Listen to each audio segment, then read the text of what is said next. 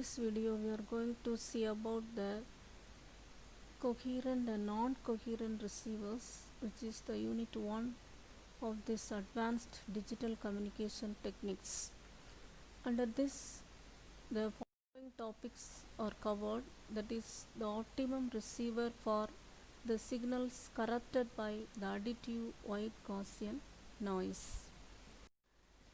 We assume that the transmitter sends digital information by the use of M signal waveforms Sm of t. Each waveform is transmitted within the symbol interval of duration t. The channel is assumed to corrupt the signal by the addition of white Gaussian noise, which is shown in the following figure. In this figure, we can see that the input signal is the transmitted signal Sm of t, which is passed to the channel, and in this channel the noise N of t is added. So we will get the received signal as R of t is equal to Sm of t plus N of t, where N of t denotes a sample function of AWGN process, that is additive white Gaussian noise process, with the power spectral density of phi nn of f, which is equal to 1 by 2 n0. Our objective is to design a receiver that is optimum in the sense that it minimizes the probability of making an error. It is convenient to subdivide the receiver into two parts, the signal demodulator and the detector. In the block diagram, the received signal R of t is passed to the signal demodulator. The modulated signal is given to the detector, which will produce the final output. The function of the signal demodulator is to convert the received waveform R of t into an n-dimensional vector, which is given by R is equal to R1, R2, etc. Rn, where n is the dimension of the transmitted signal waveform. The function of the detector is to decide which of the m possible signal waveforms was transmitted based on the vector R.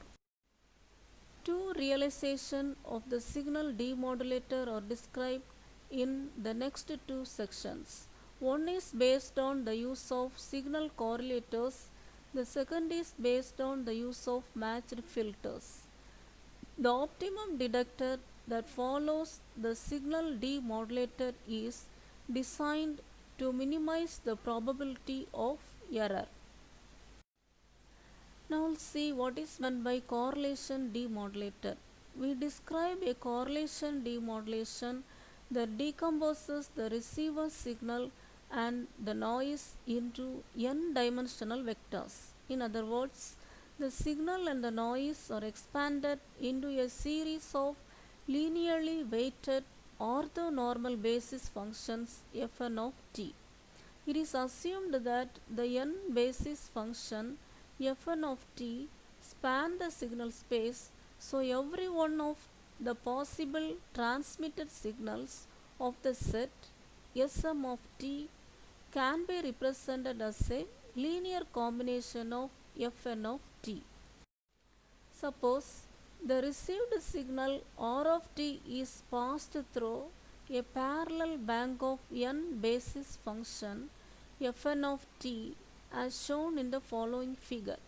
In this figure, we can see that the received signal R of t is passed to the n basis functions f1 of t, f2 of t, etc. up to fn of t, and it is passed to the integrators.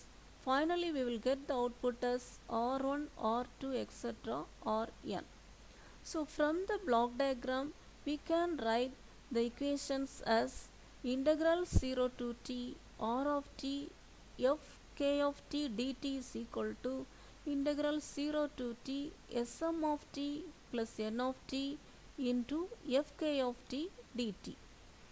And if you simplify this and you take this or k is equal to smk plus nk, where smk is equal to sigma 0 to integral 0 to t sm of t fk of t dt, and n of t is equal to integral 0 to t n of t fk of t dt. The signal is now represented by the vector Sm with the components Smk, where k is equal to 1 to etc. n. Their values depend on which of the m signals was transmitted. In fact, we can express the received signal r of t in the interval 0 is less than or equal to t is less than or equal to t, which is given by the expression r of t. And this r of t is equal to sigma k is equal to 1 to n r k fk of t plus n dash of t. The term n dash of t is defined as n dash of t is equal to n of t minus sigma k is equal to 1 to n nk fk of t. It is a zero mean Gaussian noise process that represents the difference between the original noise process n of t and the part corresponding to the projection of n of t into the basis functions f k of t.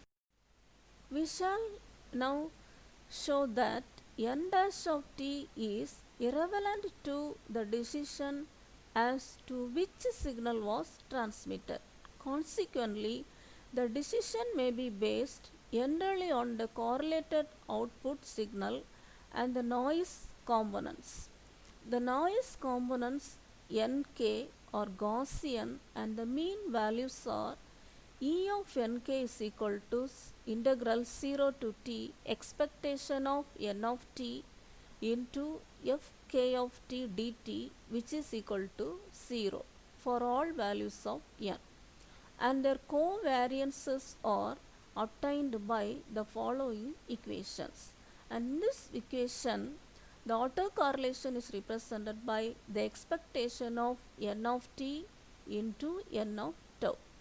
And if we substitute the values, we will get the final answer as E of nk nm is equal to 1 by 2 n naught del mk.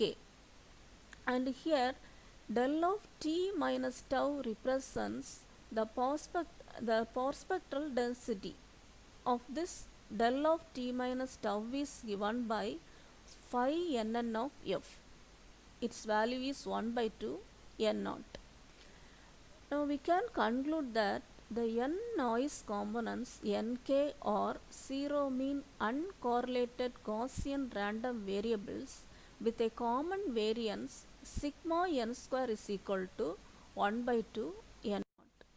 From the above development, it follows that the correlator output Rk conditioned on the mth signal being transmitted are Gaussian random variables with the mean given by E of Rk is equal to E of Smk plus Nk, which is equal to Smk, and the equal variance is given by sigma r equal to sigma n square equal to 1 by 2 n naught.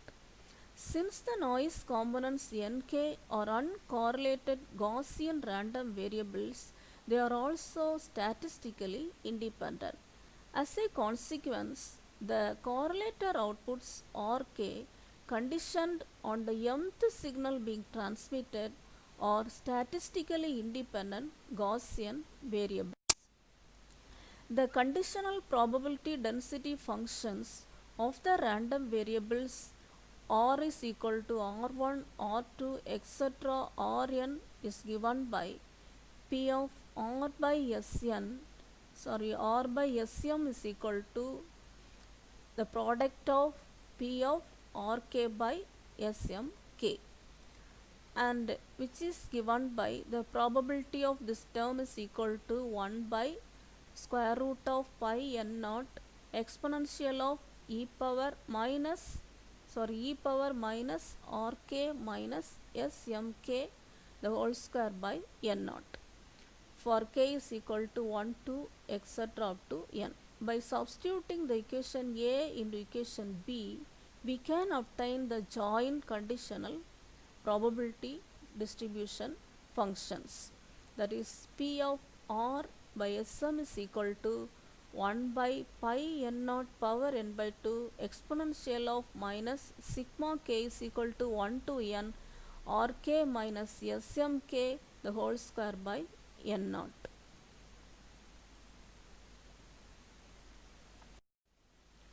The correlator outputs R1, R2, etc. Rn are sufficient statistics for reaching a decision on which of the m signals are transmitted. That is, no additional relevant information can be extracted from the remaining noise process n dash of t. Indeed, n dash of t is uncorrelated with the n correlator outputs Rk.